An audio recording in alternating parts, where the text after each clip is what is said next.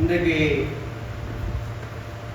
இந்த உத்தம குமாரனாகிய தீமோத்தேயுவை பற்றி எடுத்துக்கொள்வதற்காக நான் ஒரு 4 வாரமாக இதை ப்ரிப்பேர் பண்ணி மறந்து போயிருந்தேன்.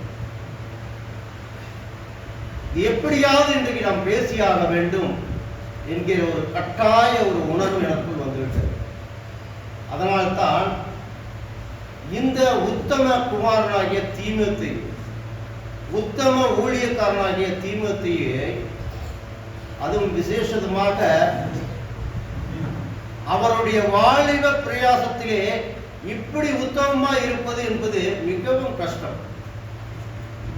வாலிப பிரயாசத்தில்தான் ஜனங்கள் கெட்டு போவார்கள் என்பது வேதம் நமக்கு சொல்லுகிறது. வாலிப பிரயாசத்தில் தான் கெட்டு போவார்கள் என்பதை வேதம் நமக்கு கற்றுக் கொடுக்கிறது. ஆனால் அந்த காலகட்டத்திலே கிபி 44ஆம் வருட காலகட்டத்திலே கிறிஸ்து இறந்த பின் 44ஆம் ஆண்டிலேயே இப்பேற்பட்ட உத்தம வாலிப விசுவாசி இருந்திருக்கிறாரா என்பதை நம்முடைய சிந்தனைகளே பயங்கரமாக ஓடக்கூடிய சூழ்நிலையாக இருக்கிறது. இப்பொழுது இருக்கிற வாலிபர்களை பற்றி நமக்கு தெரியும். ஆனாலும் அதிலேயும் உத்தமமான வாலிபர்கள் இருக்கிறார்கள். ஆனால் தேவன் பாருங்கள், ஒவ்வொரு காலகட்டத்திலும் ஒவ்வொரு வாலிப சகோதரரை தனக்காக சேர்த்துக் கொண்டிருக்கிறார். ஒரு ஆச்சரியமான ஒரு காரியம் பாருங்கள் இதுல இருக்கிறது. ஒரு வாலிப பிரயாசத்திலேயே தன்னுடைய பக்கத்திலே வாலிப பிரயாசத்திலேயே அவர்களை இழுத்துக் கொள்வது, அது தேவனுக்கு மாத்திரம்தான் அந்த வல்லமை இருக்கிறது.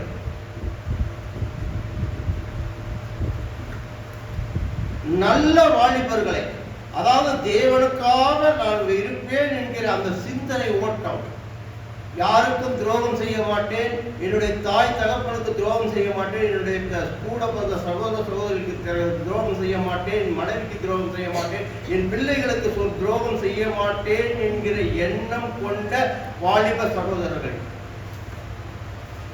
இழுத்துக் கொள்வதிலே வல்ல தேவன் நம்முடைய தேவன்.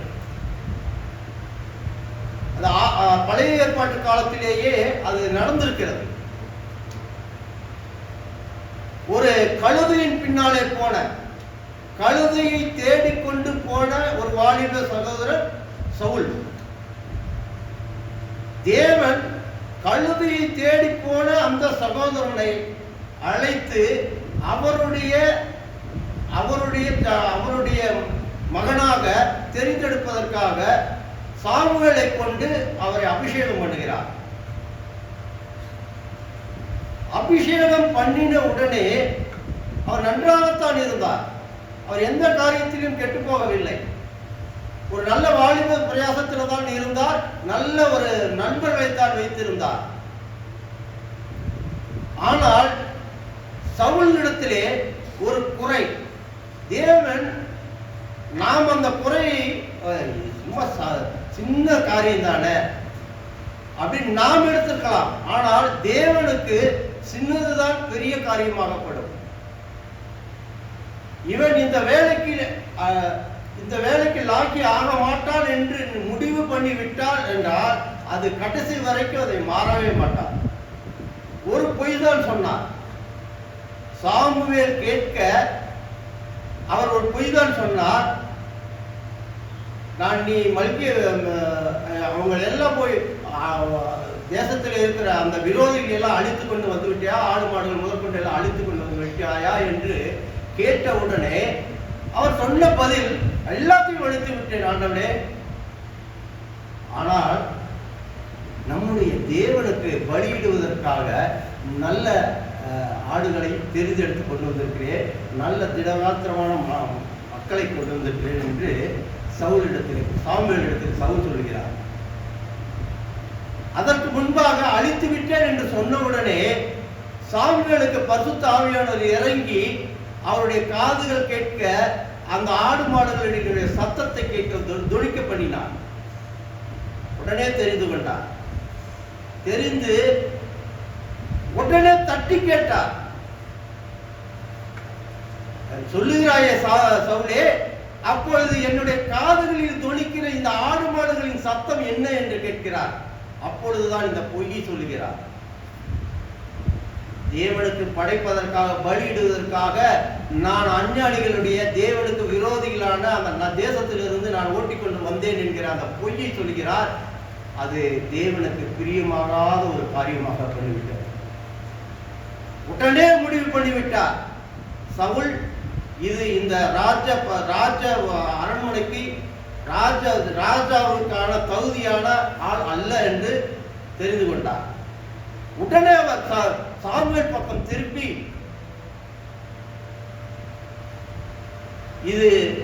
இவன் இந்த ராஜ தகுதிக்கு என்னுடைய மக்களை நல்வழிப்படுத்துவதற்கு இவனுக்கு அந்த தகுதி இல்லை என்று தெரிவித்தார். இப்பொழுது சாமுவேல் குழப்பத்தில் இருக்கிறார். அவருடைய குழப்பத்தை தேவன் தெரிந்து கொண்டு, நீ குழப்ப வேண்டாம், இதை பற்றி நீ அக்கறைப்பட வேண்டாம், உனக்கு இதைவிட மேலான ஒரு உத்தமனான ஒரு வாலிபனை உனக்கு நான் கொடுக்கிறேன், அவன் தான் கடைசி வரை தேசத்தை ஆள போகிறவன், அவன்தான் இந்த புத்தகம் கடைசி வரை நிலை நிற்பவன் என்று உற்சாகப்படுத்தி, நீ போ, ஈசாயின் இடத்திற்கு நீ போ, அந்த மகனுக்கு 8 பேர் வாலிப பெயர்கள் இருக்கிறார்கள், நீ அங்கே வீட்டுக்கு போ, நீ வீட்டுக்கு போய் அவர்களை அபிஷேகம் பண்ணி நீ கொண்டு வந்து என்னுடைய சபையிலே கொண்டு வந்து சேர்த்து என்று சொல்லுகிறார். இவர் அவசரமாக எழுந்து புறப்பட்டு போய் ஈசாயினுடைய வீட்டுக்கு சென்றார். ஈசாயினுடைய வீட்டுக்கு சென்ற உடனே அங்கே பார்க்கும் பொழுது வாட்ட சாட்டமாக 7 பேர் வாட்ட சாட்டமாக அங்க ஒரு ரூம் இங்க ஒரு ரூம் நின்று கொண்டு இருக்கிறார்கள். சாமுவேலுக்கு பார்த்த உடனே, ஆஹா, இப்பேற்பட்ட வாலிபர்களா, தேவன் அற்புதமான தேவன், இவர்கள் ராஜ்யபாரம் பண்ணுவதற்கு சரியான ராஜாவாக தேவன் முடிவு வைத்திருக்கிறார் என்று அவசரமாக போய் முதலாவது யாரிடத்திலே போகிறார் என்று பாருங்கள். 1 சாமுவேல்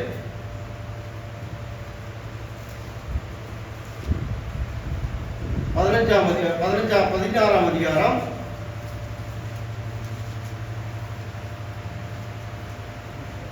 5ஆம் வசனத்திலிருந்து படிங்க. அதற்காக சமாதானம் தான் கத்திரிக்க பலியிட வந்தேன், நீங்கள் உங்களை பரிசுத்தம் பண்ணி கொண்டு என்னுடனே கூட பலிவிருந்து வாருங்கள் என்றார். பலிவிருந்துக்கு வாருங்கள் என்றான். மேலும் ஈசாயையும் குமாராவையும் பரிசுத்தம் பண்ணி அவர்களை பலிவிருந்துக்கு அழைத்தார். அவர்கள் வந்தபோது அவன் எலியாவை பார்த்தவுடனே, கர்த்தரால் அபிஷேகம் பண்ணபோதுதான் இருந்தானாகும் என்றார். கர்த்தர் சாமுவேலை நோக்கி, நீ இவனுடைய முகத்தையும் இவனுடைய சரீர வளர்ச்சியும் பார்க்க வேண்டாம், நான் இவனை புறக்கணித்து மனுஷன் பார்க்கிறதை நான் பாரேன், மனுஷன் முகத்தை பார்ப்பான், கர்த்தரோ இருதயத்தை பார்க்கிறார் என்றார். அப்பொழுது ஈசாய் அபினதாபை அழைத்து அவனை சாமுவேலுக்கு முன்பாக கடந்து போக பண்ணினான். அவன் இவனையும் கர்த்தர் தெரிந்து கொள்ளவில்லை என்றார். ஈசாய் செமாவையும் கடந்து போக பண்ணினான். அவன் இவனையும் கர்த்தர் தெரிந்து கொள்ளவில்லை என்றார். இப்படி ஈசாய் தன் குமாரர்கள் 7 பேரையும் சாமுவேலுக்கு முன்பாக கடந்து போக பண்ணினான். பின்பு சாமுவேல் ஈசாயை பார்த்து, கர்த்தர் இவர்களில் ஒருவரையும் தெரிந்து கொள்ளவில்லை என்று சொல்லி, உன் பிள்ளைகள் இவ்வளவுதான இந்த ஈசாயை கேட்டான். அதற்கு அவன், இன்னும் எல்லோரும் இளையவன் ஒருவன் இருக்கிறான், அவன் ஆடுகளை வைத்துக் கொண்டிருக்கிறான் என்றார். அப்பொழுது சாமுவேல் ஈசாயை நோக்கி ஆள் அனுப்பி அவனை அழைப்பி, அவன் இங்கே வரும் மட்டும் நான் வந்திருக்க மாட்டேன் என்றான். ஆள் அனுப்பி அவனை அழைப்பித்தான். அவன் சிவந்த பேடியும் அழகிய கண்களும் நல்ல ரோபமுள்ளவனாய் இருந்தான். அப்பொழுது கர்த்தர், இவன் தான், நீ எழுந்து இவனை அபிஷேகம் பண்ணு என்றார். வீட்டிற்கு போன உடனே அந்த வாட்டசாட்டமான முகத்தை பார்த்த உடனே அவசரமாக சாமுவேல் அபிஷேகம் பண்ண போனார். தேவன் தடுத்தார். ஒவ்வொருத்தரையாக பார்த்து இவன் தானா இவன் தானா இவன் தானா என்று கேட்டுக்கொண்டே 7 பேரையும் கடந்து போனார். என்ன ஆச்சரியம்! அவர் தேவன் பார்த்த மனிதர், தேவன் பார்க்கக்கூடிய மனிதர் அங்கே இல்லை. ஆனால் சாமுவேல் இங்கே இருக்கிறார் என்று நினைத்துக் கொண்டு 7 பேர்த்தையும் பார்க்கிறார், அப்பாவையும் பார்க்கிறார். ஆனால் தேவன் அப்படி பார்க்கவில்லை. ஒரு வாலிப சகோதரன், 8வதாக பிறந்தவன், கடைசி சகோதரன், ஒரு வாலிப சகோதரன், அவன் ஆடு மேய்க்க போயிருக்கிறான். கேட்கிறார், உனக்கு இவ்வளவுதானா குமாரர்கள் என்று கேட்கும் பொழுது, இல்லை இல்லை, இவர்களை தவிர்த்து ஒருவன் இருக்கிறான், அவன் ரொம்ப இளையவன், அவன் ஆடு மேய்த்துக் கொண்டிருக்கிறான் என்று சொன்னார். உடனே சாமுவேல் புரிந்து கொண்டான். ஓ, தேவன் தெரிந்து கொண்ட வாலிப மகன் இவன் தான் என்று தெரிந்து கொண்ட உடனே சீக்கிரமாக அவனை அழைப்பித்துக் கொண்டு வா என்று சொல்லி ஆள் அனுப்புகிறார். அழைப்பித்துக் கொண்டு வந்த உடனே முதலாவது சாமுவேல் அவருடைய உருவ வளர்ச்சியை பார்த்தார். எப்படி ஆமாம், அவருடைய வளர்ச்சி எப்படி இருந்ததாம்? படிக்கிறது 12ஆம் வசனத்தை படிங்கள். ஆள் அனுப்பி அவனை அழைப்பித்தான். அவன் சிவந்த மேனியும் அழகிய சிவந்த மேனி, அழகான கண்களை கொஞ்சம் சிவந்த மேனி, அழகான இந்த வர்ணனையான இந்த உருவம். அடுத்தது அழகிய கண்கள். அடுத்தது நல்ல ரூபம் உள்ளவனாய் இருந்தான். பார்ப்பதற்கு ஒருவரை பார்த்தவுடன் அவரை கவரக்கூடிய வசியம் நிறைந்தவனாக இருந்தார் இந்த வாலிப சகோதரர். சாமுவேல் அப்பொழுதே அவருக்கு மனதில் எப்படி இருந்திருக்கும், எவ்வளவு சந்தோஷம் இருந்திருக்கும்.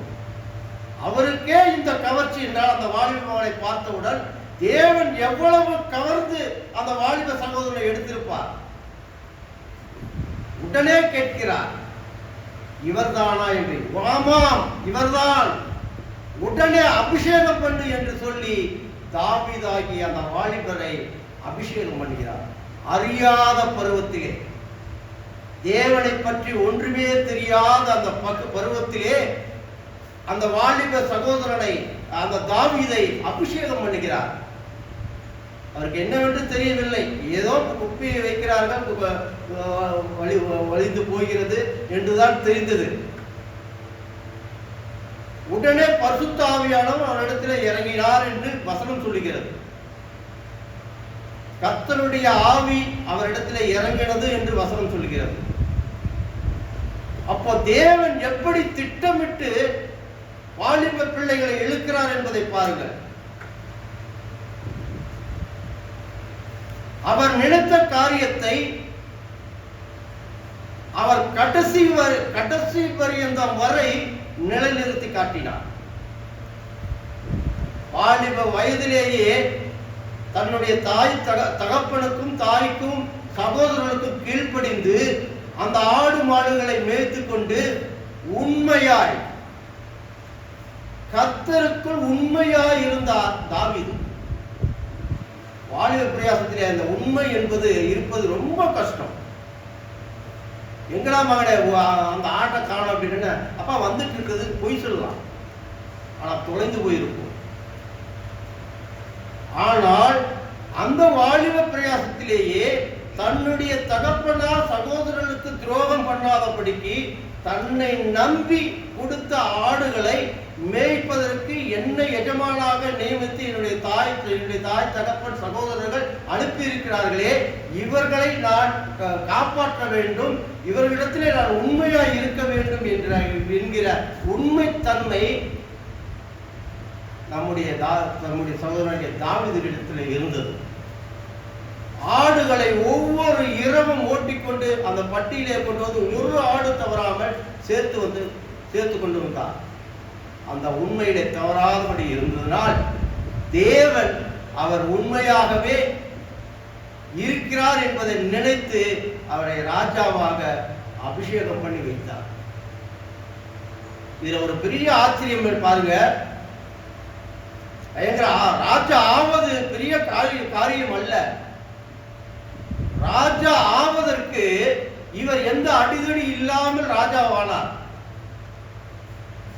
எந்த ஒரு கஷ்டம், ராஜாவதற்கு கஷ்டப்படவில்லை, வேதனைப்படவில்லை. தானாகவே வந்து தனக்கு கிடைத்த பெரிய ஒரு கிஃப்ட் இது. அந்த கிஃப்டை தாவீது பயன்படுத்திக் கொண்டார். எல்லாவற்றிலும் உண்மையாக இருந்தார். ஒவ்வொரு இடத்திலும் அவருடைய உண்மைத்தன்மையை காட்டினார். ஆனால் வேதம் நமக்கு என்ன சொல்லுகிறது? உண்மைத்தன்மையை காட்டும் பொழுது வேதம் நமக்கு என்ன சொல்லுகிறது என்பதை நாம் பார்க்கலாம். 2 தீமோத்தேயு நம்முடைய உண்மைத்தன்மையை காட்டும் பொழுது நமக்கு என்ன சொல்லுகிறது என்பதை நாம் பார்க்கலாம். 2 தீமோத்தேயு 3ஆம் அதிகாரம் 12ஆம் வசனம். அன்றியும் கிறிஸ்து இயேசுவுக்குள் தேவ பக்தியாய் நடக்க மனதாய் இருக்கிற யாவரும் துன்பப்படுவார்கள். யாவரும் சந்தோஷப்படுவார்கள். தப்பா செய்கிறார். துன்பப்படுவார்கள் இல்லையா? அதனால தான் அழுத்தி கேட்டேன். யாவரும் துன்பப்படுவார்கள். அந்த துன்பத்தை எதிர்பார்க்கவில்லை தாவீது. இவ்வளவு துன்பம் வருமா என்று எதிர்பார்க்கவில்லை. அதே போல ராஜ மேன்மையிலே நல்ல மேன்மையாக இருக்கலாம் என்பதையும் அவர் எதிர்பார்க்கவில்லை. எதிர்பார்க்காத காரியத்தை செய்வதுதான் நம்முடைய தேவன். அவருக்கு கஷ்டம் எப்படியெல்லாம் வந்தது பாருங்கள். சவுல் மூலியமாக வந்தது, பழைய ராஜாவினால், முதல் வந்த ராஜாவினால் வந்தது. அவனை எப்படியாவது கொல்ல பார்க்க வேண்டும் என்பதற்காக அவனை ஓடி ஓடி துரத்தி தாவீதை துரத்தி காட்டிலும் மேற்றிலும் துரத்தி அவனை கொல்லுவதற்காக துன்பப்படுத்தினார். அது மாத்திரமா, தன்னுடைய சொந்த மகன் அப்சலோம், சொந்த மகனே அப்பனை கொல்லுவதற்கு வகை தேடி சுற்றித் திரிந்தார். எப்பேற்பட்ட துன்பங்கள் பாருங்கள். ஏதோ விரோதிகள் வந்து துரத்தி கொண்டு வந்தால் கூட, ஆமா நம்ம ராஜ மேன்மைக்கு வருவதற்கு இதெல்லாம் நமக்கு தேவை என்று ஒத்துக்கொள்ளலாம். ஆனால் சொந்த வீட்டாரே, சொந்த மாமனே, சொந்த மகனே இவரை கொல்லுவதற்கு துடித்துக் கொண்டிருந்தார்கள். ஆனால் தேவன் சர்வ வல்லவர் என்பதை தெரிந்து கொள்வதற்காக, ஒருவேளை தெரிந்து கொள்வதற்காக தேவன் இந்த துன்பத்தை எல்லாம் தாவீதுக்கு கொடுத்திருக்கலாம். அந்த துன்பத்தை ஒரு நாளும் கூட அவர் சங்கீத புத்தகத்திலே எந்த இடத்தினாலும் கூட அவர் எழுதுற இடத்துல எல்லாம், அந்த சங்கீத புத்தகத்தை நாம் வாசிக்கும் பொழுது எந்த இடத்திலுமே நீ துன்பத்தை தந்தீரே என்று எந்த இடத்திலுமே இல்லை. பாருங்க, எடுத்து படிச்சு பாருங்க. எங்கேயாவது துன்பத்தை தந்தீரே என்று எந்த இடத்திலுமே இல்லை. எனக்கு ராஜ மேன்மையை தந்தீரே, அதற்குண்டான கீழ்ப்படுதலையும் அதற்குண்டான தாழ்மையும் எனக்கு கொடுத்தீரே, போதும் தேவனே. எனக்கு நான் மற்றவரிடத்திலே பேசும்படிக்கு, அதிகமாக பேசாதபடிக்கு என்னுடைய வாய்க்கு காவல் வைத்தீரே, அது போதும் தேவனே.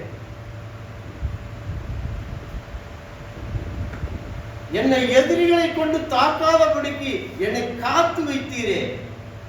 நான் எங்கதான் சுத்தி அலைந்தாலும் கூட எல்லா இடத்திலும் நீ எனக்கு பாதுகாவலராக இருந்தீரே தேவனே, உமக்கு ஸ்தோத்திரம். அதுதாங்க ஒரு வாழ்க்கையுடைய ஒரு பெரிய பிரயாசம். அந்த பிரயாசத்திற்கு கிடைத்த ஒரு கிஃப்ட் பார்த்தீங்களா? அவள் சொன்னார் இல்லையா, நல்ல போராட்டத்தை போராடினேன், விசுவாசத்தை காத்துக்கொண்டேன், எனக்காக அந்த ஜீவ கிரீடம் கண்டிப்பாக வைக்கப்பட்டிருக்கிறது. அந்த கண்டிப்பு அந்த இடத்துல பாருங்க, அவர் உண்மையா இருந்தார், எனக்கு கண்டிப்பா அந்த ஜீவ கிரீடம் இருக்கிறது என்ற வார்த்தையை சொன்னார். அதே போலதான் தாவீதுக்கு எங்கே போனாலும், ஐயோ என்கிட்ட இருக்கிறது 3000 பேர், அங்கே இருக்கிறது 12000 பேர் என்று சொன்னாலும் கூட தேவன் என்ன சொன்னார்? தாவீதே நீ போ, உனக்கு அந்த இடத்தை ஆக்கிரமித்து கொடுத்து விட்டேன், சும்மா போய் நில்லு, யுத்தம் என்னோடது. போய் நின்னாரு, இடத்தை பிடித்தாரா? பிடித்து கொண்டார். வாலிப பிரயாசத்திலே அவர் உண்மையை காத்துக் கொண்டதினால் அவருடைய உண்மைத்தன்மையை தேவன் வெளிப்படுத்தி காட்டினார். அதே போல ஒவ்வொரு வாலிபர்களும் அதே மாதிரி தான் இருந்தார்கள். தானியேல் பார்த்துக்கும் பொழுது தானியேலும் அதே மாதிரி தான் இருந்தார். அவருடைய கூட இருந்த நண்பர்களும் அதே உண்மைத்தன்மையில இருந்தார்கள். அந்த உண்மைத்தன்மையை தேவன் பார்க்கிறார். இப்பொழுது தீமோத்தேயுவிட்ட பவுல் நிருபத்தை எழுதி கொண்டே வருகிறார். ஒரு கடைசி காலகட்டம் வந்துவிட்டது. ஒரு உண்மையான ஒரு வாலிப மகன் நமக்கு தேவை என்பதை புரிந்து கொண்ட பவுல் போய் அடிக்கடி பிரயாணம் பண்ணி அடிக்கடி போய் போதிக்கிற இடத்திலே ஒரு பாட்டியும் ஒரு தாயும் ஒரு வாலிப மகனை கூட்டிக் கொண்டு அந்த போதனையை கேட்டுக்கொண்டிருந்தார்கள். படிங்க வேணாம். 2 தீமோத்தேயு 1 அதிகாரம் 5 அந்த விசுவாசம் முந்தி உன் பாட்டியாகிய லோபிசாலுக்குள்ளும் உன் தாயாகிய ஐனிக்கேயக்குள்ளும் நிலைத்திருந்தது. அது உனக்குள்ளும் நிலைத்திருக்கிறது என்று நிச்சயித்திருக்கிறேன். அந்த நிச்சயத்தை அவர் பெற்றுக்கொண்டதினால்தான் அந்த வாலிப சகோதரனை பார்த்த உடனே பிடித்து விட்டது. இந்த வாலிப சகோதரனுக்கு தகப்பன் இல்லை. பாருங்க, தகப்பன் ஒரு யூதன் அல்ல, கிரேக்கர். தாய் பாட்டி யூத ஸ்திரீகள். அவர்களுக்கு தேவனுடைய வார்த்தையை கேட்பதிலே ஆவல். அதே போல தன்னுடைய பேரனையும் மகனையும் வளர்த்த வேண்டும் என்பதற்காக தாயும் பாட்டியும் சேர்ந்து அந்த வாலிப சகோதரன் மூலமாக அவனை கொண்டு போய் ஒவ்வொரு போதனை போதிக்கக்கூடிய இடத்திற்கு கொண்டு போய் உட்கார வைத்தார்கள். ஒரு வாலிப சகோதரன் ஒரு இடத்துல ஒரு மணி நேரம் உட்கார மாட்டேங்கிறாங்க. 1 மணி நேரம், அரை மணி நேரம், 10 நிமிஷம் உட்கார சொல்லுங்கள், உட்கார மாட்டார்கள். ஆனால் தன்னுடைய தாய்க்கும் பாட்டிக்கும் கீழ்ப்படிந்து அவர்கள் என்ன கேட்கிறார்கள் என்பதை ஆவலோடு போய் உட்கார்ந்து ஒவ்வொரு பிரசங்கத்திலும் பவுல் பண்ணக்கூடிய ஒவ்வொரு தேசத்திலே பண்ணக்கூடிய பிரசங்கத்திற்கும் தாயும் சொல்லியிருக்கார், பாட்டியும் சொல்லியிருக்கார், பேரன் சொல்லியிருக்கார். இதுதான் பெரிய அதிசயம். இப்பொழுது பவுல் ஒரு சாவும் தருவாயிலே வந்துவிட்டார். பவுலுக்கு ஒரு வாலிப சகோதரர் தேவை. உற்சாகமான, ஊக்கமான, உண்மையுள்ள ஒரு வாலிப சகோதரன் தேவை. அதற்காக இந்த வாலிபனை தெரிந்தெடுத்தார். எடுத்த உடனே அவர் அழைக்கிற அழைப்பு பாருங்க. 1 தீமோத்தேயு 1 அதிகாரம் 2 விசுவாசத்தில் உத்தம குமாரனாகிய தீமோத்தேயுவுக்கு எழுதுகிறதாவது. என்ன சொன்னாருங்க? விசுவாசத்தில் உத்தம குமாரனாகிய தீமோத்தேயுவுக்கு எழுதுகிறதாவது. அதே மாதிரி 2 தீமோத்தேயு 1 அதிகாரம் 1 வசனம் 2 வசனம். பிரியமுள்ள குமாரனாகிய தீமோத்தேயுவுக்கு எழுதுகிறதாவது. பிரியமுள்ள குமாரன், நான் பெறாத மகன் நீ எனக்கு. நான் உன்னுடைய உத்தம குணத்தை பார்த்தேன். நான் பிரசங்கம் பண்ணக்கூடிய இடத்திலே உன்னுடைய கவனிப்பை நான் பார்த்தேன். உன்னுடைய உண்மைத்தன்மையை நான் பார்த்தேன். அதனால் தீமோத்தேயுவே, உன்னை என்னுடைய ஊழிய ஊழியத்திலே நான் சேர்த்துக் கொள்கிறேன் என்று இவரை கொண்டு வந்து சேர்த்துக் கொண்டார். ஆனால் யூதர்கள் விடமாட்டார்கள். அப்பன் கிரேக்கன், மனைவி யூத ஸ்திரீ, பாட்டி யூத ஸ்திரீ, தாய் வழி யூத ஸ்திரீ, தகப்பன் வழி கிரேக்க வழி. ஆனால் யூதர்கள் கிரேக்கர்கள் ஆகாது. இவருடைய வாலிப பிரயாசத்திலேயே தகப்பனை இழந்தவர் தீமோத்தேயு. வாலிப பிரயாசத்திலே தகப்பனை இழந்தால் அவர்கள் எப்படி சாப்பாட்டிற்கு கஷ்டப்பட்டு இருப்பார்கள் என்பதையும் நாம் யோசித்து பார்க்க வேண்டும். ஆனாலும் கூட அந்த உண்மைத்தன்மை அவரிடத்துல இருந்தது. எங்கேயும் போய் திருடல, எங்கேயும் போய் பொய் சொல்லல, தன்னுடைய அரைஞ்சான் வயிற்றுக்காக எங்கேயும் போய் கையேந்தல. அவருடைய உண்மைத்தன்மையை அவர் அங்கே காட்டினார். எப்படி காட்டினார் என்று பாருங்கள். வேதம் என்ன சொல்லுகிறதோ அந்த சொல்லக்கூடிய வார்த்தையை கேட்டு கவனித்து அந்த வார்த்தைக்கு இணங்கி கீழ்ப்படிந்து, வாலிப பிரயாசத்திலே படிப்பறிவு இல்லை, எந்த விதமான நாலேஜ், எந்த விதமான இது கிடையாது, அறிவும் கிடையாது. ஆனால் எவ்வளவு அருமையாக இவர் இந்த வார்த்தைகளை கேட்டு அதை இருதயத்திலே கொண்டு அதன்படி அவர் உத்தமமாய் நடந்திருப்பார்.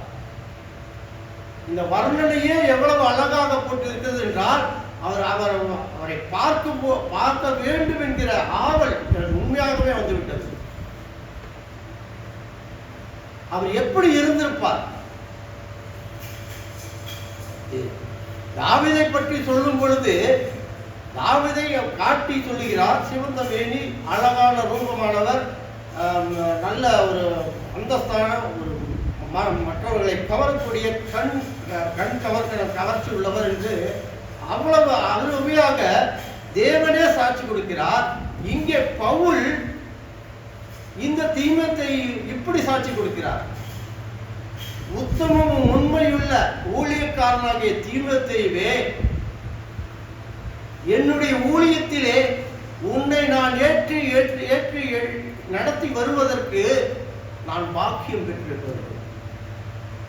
எத்தனை வாலிபர்கள் இருந்திருப்பார்கள் அந்த கூட்டத்திலே, எத்தனை யூதர்கள் அங்கே கூடியிருப்பார்கள் இவருடைய பிரசங்கத்திலே. அது எப்படி அவருடைய கண்ணில் அந்த தீமத்தை மட்டும் அங்க பட்டிருக்குது. உள்ள பரிசுத்தாவியானவர் பேசுகிறார்.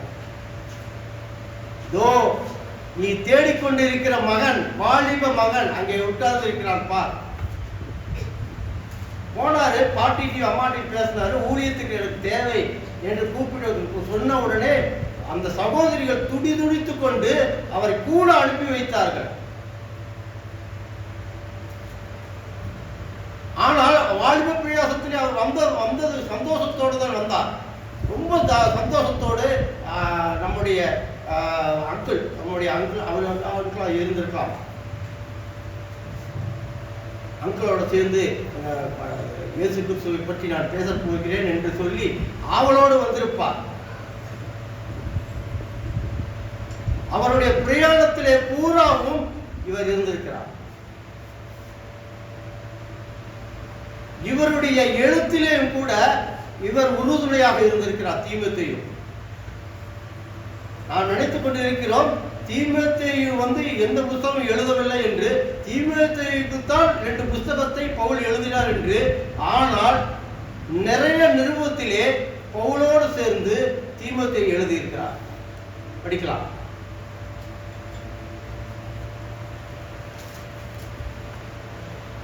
கொலோசியர் 3ஆம் அதிகாரம் 1-4 வரை. நீங்கள் கிறிஸ்துவின் கூட எழுந்ததுவிட்டால் கிறிஸ்து தேவனுடைய வலது பாரசத்தில் வீட்டிற்கும் இடத்தில் உள்ள மேலானவைகளை தேடுங்கள். பூமியில் உள்ளவைகளே அல்ல, மேலானவைகளையே நாடுங்கள். ஏனென்றால் நீங்கள் சரி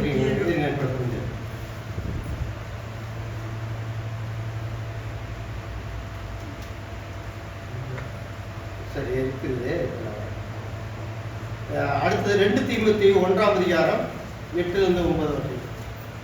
சாரிங்க, மன்னிச்சிருங்க சொன்ன வசனம் தப்பு. 1 கொரிந்தியர் 16ஆம் அதிகாரம் 10ஆம் வசனம்.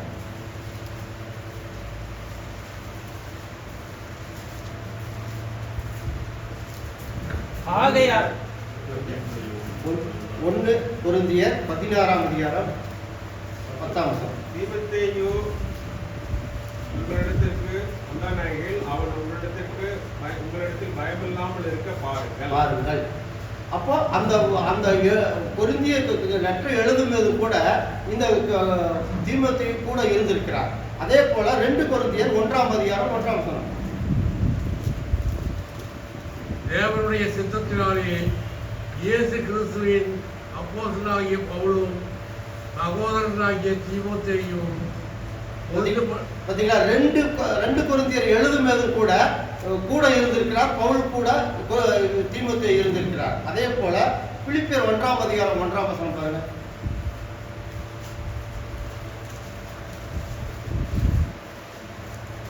இயேசு கிறிஸ்துவின் ஊழியக்காரராகிய பவுலும் தீமோத்தேயுவும் இந்த பிலிப்பியர்களுக்கு, இந்த பிலிப்பு பட்டணத்துக்கு சிறைச்சாலையில இருக்கும்போது கூட சிறைச்சாலையில இருந்து கொண்டு ஊழியம் செய்திருக்கிறார். இந்த கடிதத்தை எழுதும் பொழுது உறுதுணையாக தீமோத்தேயு இருந்திருக்கிறார். அதே போல கொலோசியர் 1:1 படிங்க.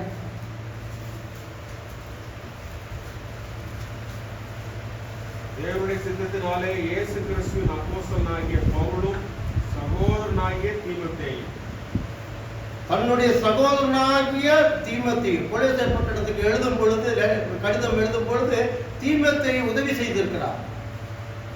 அந்த கடிதம் எழுதுவதற்கு உறுதுணையாக இருந்திருக்கிறார். ஒருவேளை அவர் சொல்ல இந்த கடிதத்தை இவர் எழுதியிருக்கலாம். ஒருவேளை அங்க இப்படி இல்லாம இப்படி இருக்கலாம் அப்படிங்கிற ஆலோசனையை சொல்லி இருக்கலாம். ஆனா நிறைய ஆலோசனையை தீமோத்தேயு பவுலோட கூட சேர்ந்து சொல்லி இருக்கிறார். அதே போல 1 தெசலோனிக்கர் 1:1 படிங்க.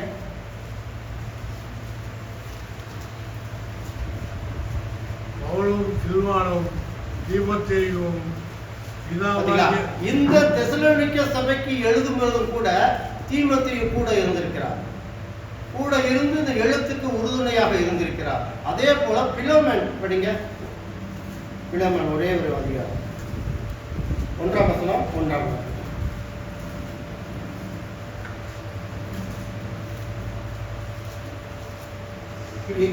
கிறிஸ்து நிமித்தம் கட்டப்பட்டவனா இருக்கிற பவுலும் சகோதரனாகிய தீமோத்தேயும் எங்களுக்கு பிரியமுள்ளவனும் உடன் வேலையாக இருக்கிற பிலோமோனுக்கு எழுதுவது கூட தீமோத்தேயு கூட இருந்து பவுலோட உறுதுணையாக இருந்து இந்த கடிதத்தை எழுதியிருக்கிறார். அப்ப எவ்வளவு ஒரு உத்தம குணம் அந்த வாலிப வயதில் அவருக்கு இருந்திருக்கிறது என்பதை பாருங்கள். உத்தம குணத்திலே அவர் உயர்ந்தவராக தீமோத்தேயு இருந்திருக்கிறார். இதற்கு படிப்பறிவில்லை, எந்த விதமான ஒரு கல்வி அறிவு இல்லை. அவளாவது எல்லா இதையும் இது பண்ணி எல்லா படிப்பிலும் தேர்ந்தவராகவும் எல்லா சிட்டிசன்ஷிப்பும் கையில வைத்தவராக இருந்தார். ஆனால் இத்தனை வைத்திருந்த அவருக்கு ஒரு சிறந்த ஒரு துணை, ஒரு ஆள் பலம் இல்லாத போய்விட்டது. ஆனால் தேவன் அந்த குறையையும் பவுலுக்கு நிறைவேற்றி வைத்தார். ஆனாலும் கூட தீமோத்தேயுவை ரொம்ப அழகாக புத்தி சொல்லி வழி நடத்தினார். நீங்க 2 தீமோத்தேயு படிக்கும் பொழுது ஒவ்வொரு வார்த்தைகளையும் பாருங்கள். அந்த வார்த்தைகளை ஒவ்வொன்றையும் ஒவ்வொருத்தரையும் குத்துவ மாதிரியும் தன்னையும் குத்துவ மாதிரியும் எழுதி கொடுத்திருப்பார். 2 தீமோத்தேயு படிங்க. 15ஆம் அதிகாரம் 2ஆம் வசனம் 15ஆம் அதிகாரம். வெட்கப்படாத ஊழியக்காரனாயும் சத்திய வசனத்தை நிதானமாய் பகுதி போதிப்பவனாயும் உன்னை தேவனுக்கு முன்பாக உத்தமனாக இருக்கும்படி ஜாக்கிரதையாயிரு. அந்த உத்தம குணம் இருக்கிறவன் ரொம்ப ஜாக்கிரதையா இருக்க வேண்டும். நான் இங்கே வந்து ஏறிவிட்டேன், நான் தான் பிரசங்கியார், நான் தான் இந்த சபைக்கு ஊழியக்காரன், நான் தான் எல்லாம் என்கிற அந்த அகம்பாவம், அந்த மேட்டிமை, அந்த குணம் உன்னில் இல்லாதபடிக்கு நீ எங்க போய் போதிக்கும் பொழுது, தேவனுடைய வார்த்தையை போதிக்கும் பொழுது மிகவும் ஜாக்கிரதையாகவும் கீழ்ப்படிதலுடனும் தாழ்மையுடனும், நாம் தாங்க எல்லாம் எனக்கு எல்லாமே தெரியும், இந்த வேதத்தை அப்படியே நான் படிப்பேங்க, அப்படியே சொல்லுவேங்க அப்படின்னு நினைச்சு பேசாத, நினைச்சு சொல்லாத, கேட்கிற மனதை கவரும்படிக்கா அவர்களை கவரும்படிக்கு நீ ஜாக்கிரதையாய் பேசு என்று இங்கே சொல்கிறார். அதற்கு மேலே படிங்க. 11ஆம் வசனம் 13ஆம் வசனம் படிங்க.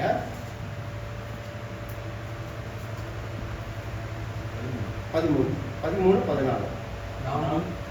நாம் உண்மை இல்லாதவர்களாய் இருந்தாலும் அவர் உண்மையுள்ளவராய் இருக்கிறார். அவர் தம்மைத்தாம் மறுதளிக்க மாட்டார். இவைகளை அவர்களுக்கு நினைப்பூட்டி ஒன்றுக்கும் பிரயோஜனம் இல்லாமல் கேட்கிறவர்களையும் கவிழ்த்து போடுகிறவர்களுக்கு ஏதுவான வாக்குவாதம் செய்யாதபடிக்கு கர்த்தருக்கு முன்பாக அவர்களுக்கு எச்சரித்து புத்தி சொல்லு. கர்த்தர் உண்மையுள்ளவராகத்தான் இருக்கிறார். ஆனா நானும் நீயும் உண்மையுள்ளவராக இருக்கிறோமா தெரியாது. ஆனால் நீ போதனை போதிக்கும் பொழுது சத்தியத்தின்படி போதி.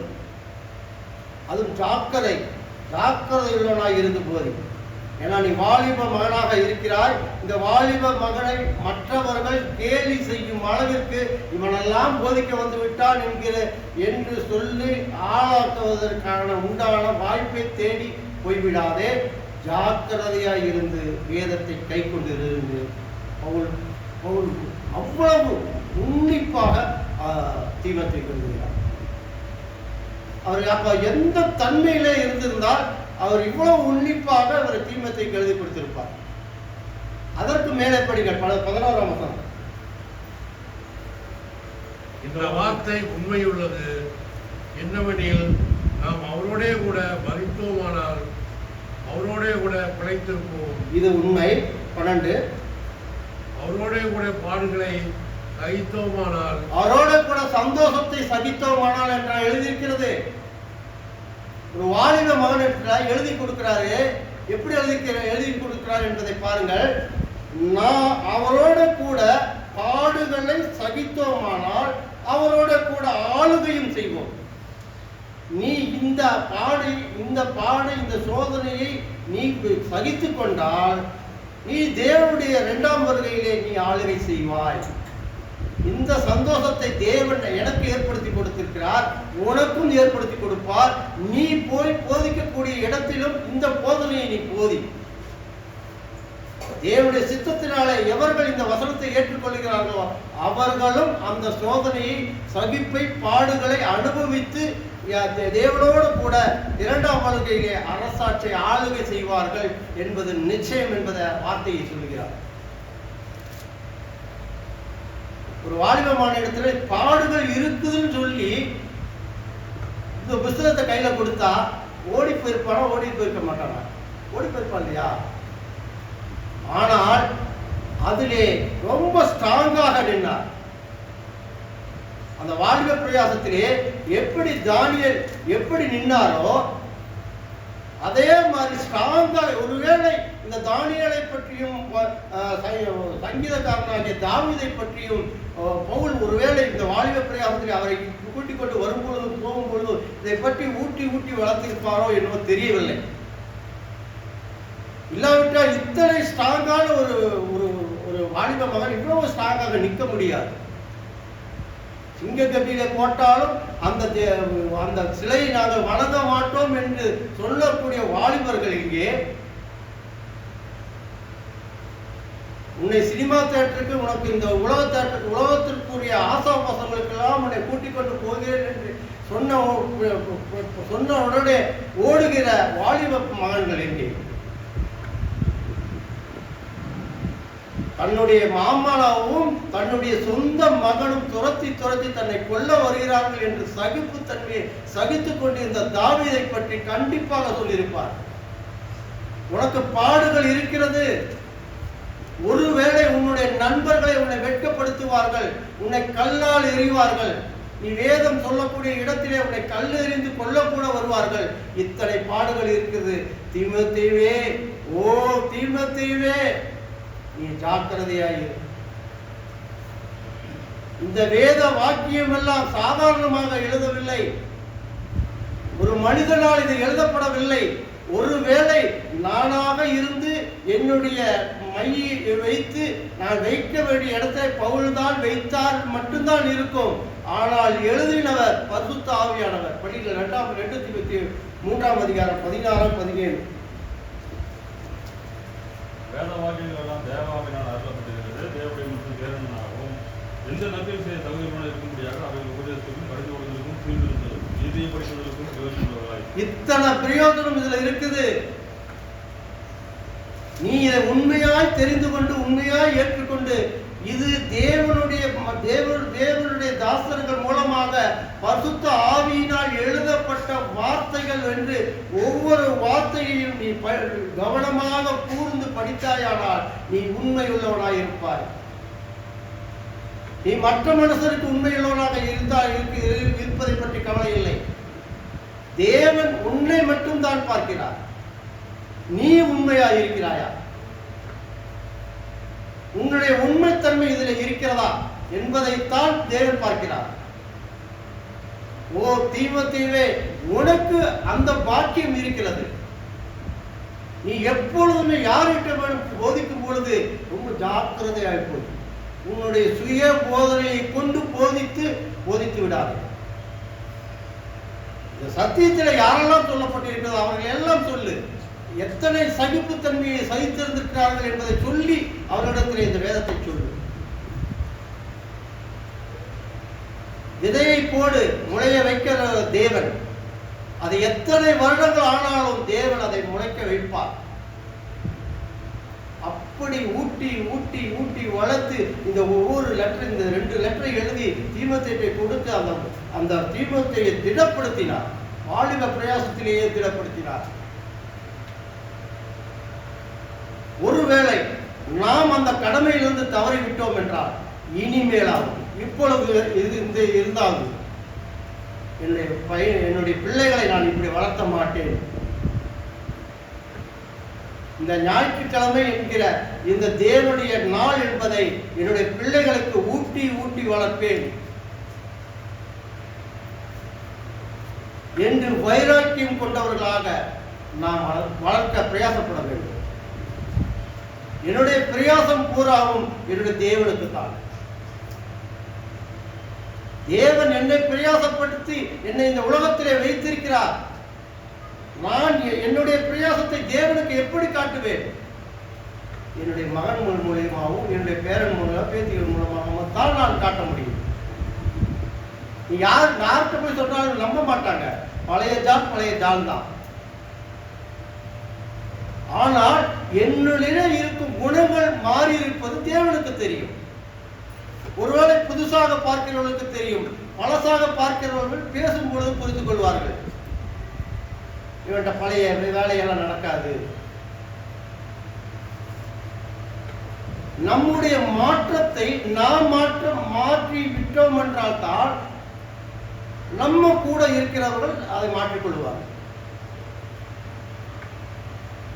அதனால தான் எழுதும் பொழுது அவ்வளவு ஜாக்கிரதையா ஒவ்வொரு வார்த்தையும் கூட எழுதும் பொழுது தீமோத்தேயுக்கு சொல்லி சொல்லி எழுதும் பொழுது, தீமோத்தேயு நீ வர, இந்த ஊழியத்துக்கு வர, ஊழியத்துல வந்தா நல்லா சாப்பிடலாம், நீ பைபிள் எடுத்துட்டு எங்க வேணாலும் போய் போதிக்கலாம், போற இடத்துல சாப்பாடு கிடைக்கும், போற இடத்துல உனக்கு சம்பளம் கொடுத்துருவாங்க, சாப்பிட்றதுக்கு சாப்பாடு கொடுத்துருவாங்க, வழி செலவுக்கு பிரயாணத்துக்கு பணம் கொடுத்துருவாங்க. அப்படி சொல்லி போதிச்சிருந்தாலும் கூட பரவாயில்ல. போற இடத்துல எல்லாம் பாடுகள் இருக்கிறது. ஒருவேளை நீ பட்டினியா கூட இருக்கலாம். இந்த வேதத்தை போதிக்கும் பொழுது பட்டினியா கூட இருக்கலாம்.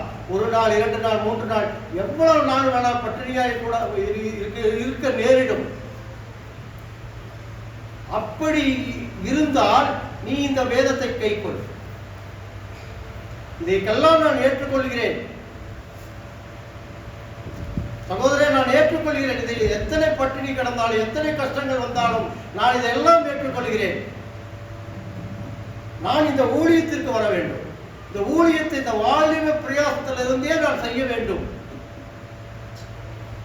அப்பொழுதுதான் எனக்கு ஒரு நல்ல நன்மையான ஒரு ஈவு எனக்கு கிடைக்கும். இப்பொழுது நீங்கள் முதல் படித்தமில்லவா தலைப்பு படித்த உபாகமம் 6ஆம் அதிகாரம் 1 முதல் 12ஆம் வசனம். இந்த ஆசீர்வாதம் எல்லாம் நமக்கு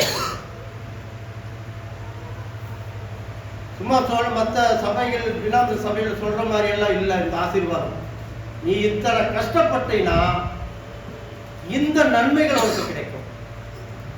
நீ கஷ்டப்பட்டு வெட்டாத குழியிலிருந்து நன்மையானதை பெறுவாய். எத்தனை திராட்சை தோட்டங்கள் நல்புறையான திராட்சை பழங்களை பறித்து சாப்பிடுவாய்.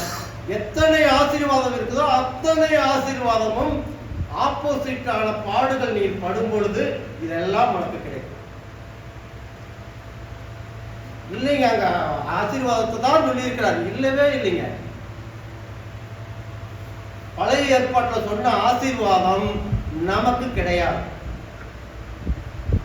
நாம் தேவனுக்காக எவ்வளவு பிரயாசப்படுகிறோமோ அத்தனை பிரயாசமும் நம்முடைய பிள்ளைகளுடைய பிள்ளைகளுக்கு கண்டிப்பாக பலனாக கிடைக்கும், ஆசீர்வாதமாக கிடைக்கும்.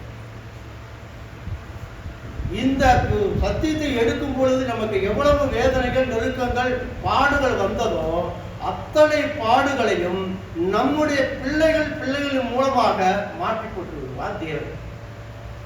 அதனால தான் அந்த வார்த்தையை சொல்றார். நாம் 12ஆம் வசனம் 13ஆம் வசனம், நாம் உண்மை இல்லாதவர்களாய் இருந்தாலும் அவர் உண்மையுள்ளவராக இருக்கிறார்.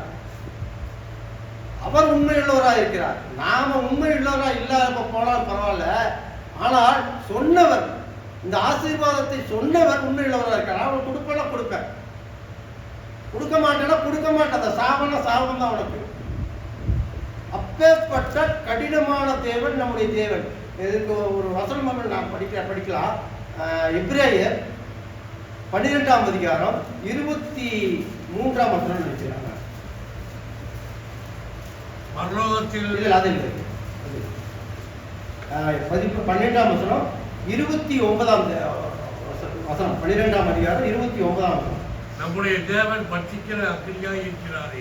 எல்லாரும் தேவன் அன்புள்ள தேவன் அதை மட்டும்தான் சொல்றாங்க. ஏன் இந்த அக்னி தேவன்கிற வார்த்தையை சொல்ல மாட்டேங்கிறாங்க? தேவன் கடிந்து கொள்ளுகிற தேவனாகவும் இருக்கிறார், ஆனால் அன்புள்ள தேவனாகவும் இருக்கிறார். எப்பேற்பட்ட தேவன் என்பதை பாருங்கள்.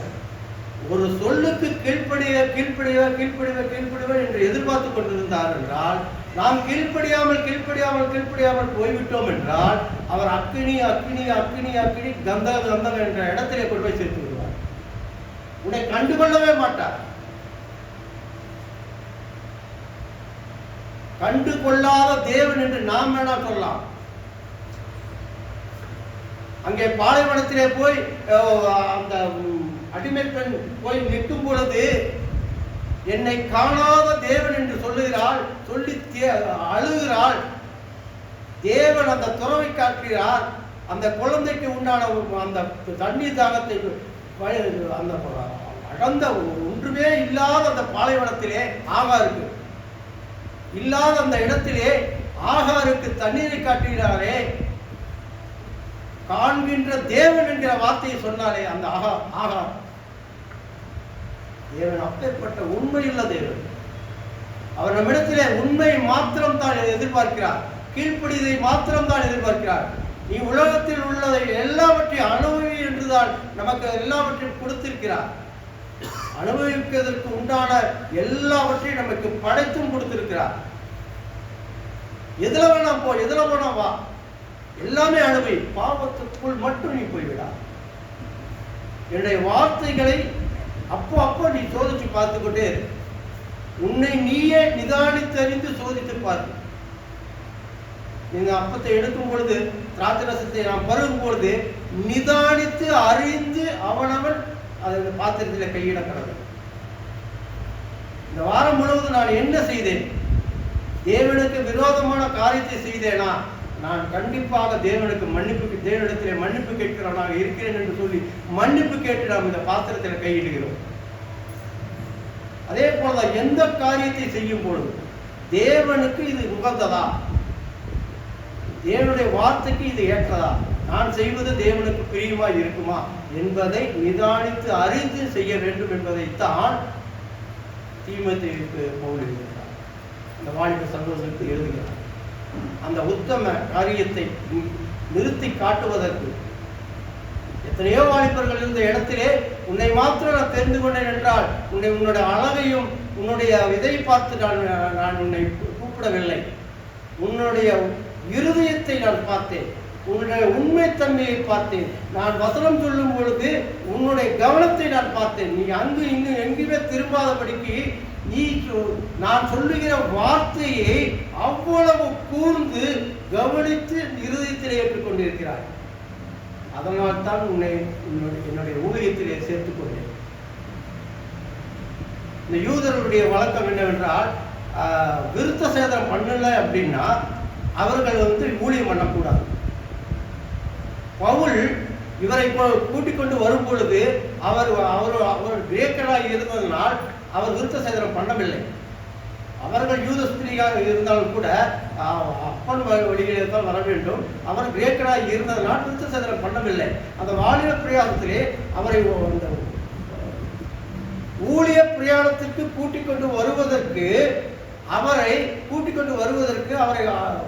அழைத்து வருவதற்கு இங்கே யூதர்கள் தடை பண்ணினார்கள்.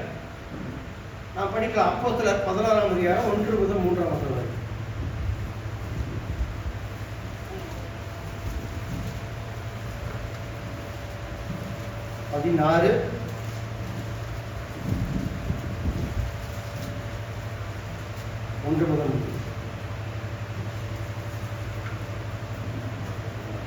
அதன் பின்பு அவன் தெர்பைக்கும் லீஸ்திரியாவுக்கும் போனான். அங்கே தீமோத்தேயு எனப்பட்ட ஒரு சீஷன் இருந்தான். அவன் தாய் விசுவாசம் உள்ள யூத ஸ்திரீ, அவன் தகப்பன் கிரேக்கன். அவன் லீஸ்திரியாவிலும் இக்கோனியாவிலும் உள்ள சகோதரராலே நற்சாட்சி பெற்றவனாய் இருந்தான். அவனை பவுல் தன்னுடனே கூட்டிக் கொண்டு போக வேண்டும் என்று விரும்பி, அவனுடைய தகப்பன் கிரேக்கன் என்று அவனிடத்தில் இருந்து யூதர்கள் எல்லாருக்கும் அறிந்திருக்கிறபடியால் அவர்கள் நிமித்தம் அவனுக்கு விருத்த சேதனம் பண்ணினான். அந்த விருத்த சேதனம் அந்த கட்டாயத்தினாலே நியாயப்பிரமாணத்தின் முறைமையின்படி அவருக்கு அந்த விருத்த சேதனம் பண்ண வேண்டியதாகி போயிடுச்சு. அவள் எப்படி ஒரு ஊழியத்திற்கு செல்லும் பொழுது, அந்த தேசத்திற்கு செல்லும் பொழுது, அங்கே மொட்டையடிப்பதற்கு அங்கே மொட்டையடித்துக் கொண்டு எல்லோரும் இருக்கும் பொழுது இவர் தலையில முடியோடு இருந்தால் தனியாக தெரிவார் என்பதற்காக அவர் ஜெபத்தின் வேண்டுதலின் மூலமாக தேவனிடத்திலே தெரியப்படுத்தி தானும் மொட்டையடித்துக் கொண்டு அந்த கூட்டத்திலே கலந்து கொண்டு பிரசங்கித்தார். அங்கேயே ஏற்றுக்கொள்ளப்பட்டது தேவனுடைய வார்த்தைகள். தேவனுடைய வார்த்தையை செய்வதற்கு இதுதான் முறை என்று இருக்கும் பொழுது அந்த முறைமையின்படி நாம் செய்தால் அது ஒன்று தப்பு இல்லை. மற்றவர்கள் வேணா சொல்லட்டும், ஒருவேளை யூதர்கள் கூட சொல்லியிருக்கிறாங்க. அதை எப்படி நீங்க நீ ஊழியத்துக்கு கூட்டிக் கொண்டு போறான் என்று பவுல் ரொம்ப வாதாடி இருப்பாங்க. பவுல் பொறுக்க முடியாமல் தேவனிடத்திலே மன்றாடி ஜெபித்து அந்த விருத்த சேதனத்தை அந்த கட்டாயத்தின் முறையாக பண்ணி அந்த ஊழியத்திற்கு அவரை உடன்படுத்தினார். எனக்கு அன்பான சகோதரர்களே, முக்கியமாக தாய் தகப்பனாக இருக்கிற சகோதரிகள், உங்களுடைய வாலிப பிள்ளைகளை நீங்கள் வளர்க்கும் பொழுது எப்படி வளர்க்கிறீர்கள்? தேவனுடைய வார்த்தையை கேட்பதற்கு வாரந்தோறும் நாம் கூடுகிறோம். நம்முடைய பிள்ளைகளை, வாலிப பிள்ளைகளை முன்னாடி கூட்டிக் கொண்டு வந்து உட்கார வைக்கிறோமா, அல்லது நாம் உட்காரக்கூடிய பின்னாடி இருக்கக்கூடிய இடத்திலேயே உட்கார்ந்து என்னுடைய பிள்ளை என் கூட தான் இருக்கணும் என்று சொல்லி உட்கார வைக்கிறோமா என்பதை நீங்கள் நிதானித்து பாருங்கள். என்னுடைய பிள்ளை இந்த வார்த்தையை கூர்ந்து கவனிக்க வேண்டும். வாரந்தோறும் என்னோடு இருக்கிற பிள்ளை இந்த ஒரு நாள் என்னை விட்டு பிரிந்து முன்னாடி வந்து உட்கார்ந்து வார்த்தைகளை கேட்க வேண்டும். முட்டி அடித்து, ஒருவேளை அத்தனை கூட்டத்திற்கு கூட பவுல் பிரசங்கம் பண்ணும் பொழுது முட்டி அடித்துக் கொண்டு தாயை பாட்டையை விட்டு அந்த தீபத்தையை முன்னாடி ஓடி வந்து உட்கார்ந்துருக்கலாம் அல்லவா? அந்த வார்த்தையை கேட்பது எங்கேயோ மூலையில இருந்து கேட்டிருந்தால் பவுலினால் அதை கூர்ந்து கவனித்திருக்க முடியாது. அவர் தாய் தகப்பன் கூட்டிக் கொண்டு போனாலும் கூட, வசனம் சொல்கிறாரு வா என்று கூட்டிக் கொண்டு வந்தாலும் கூட, கூட்டம் அதிகமாக ஒரு 5000 பேர் 10,000 பேர் இருக்கிற இடத்திலே அங்க எப்ப கடைசியவை உட்கார்ந்தால் அந்த வாலிப பிள்ளைக்கு எப்படி அது எட்டும்? வார்த்தை பிடித்து விட்டது.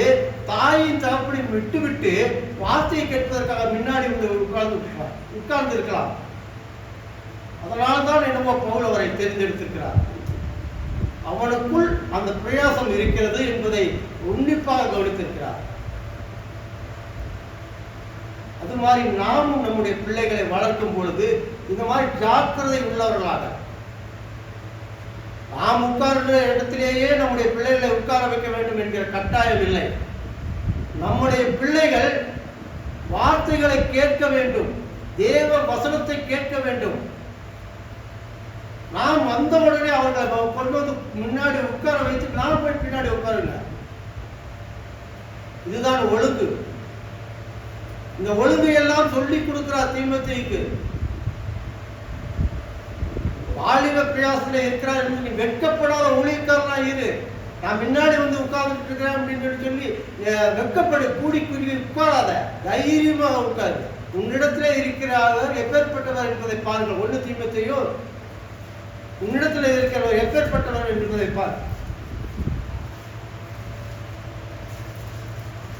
1 தீமோத்தேயு 1ஆம் அதிகாரம்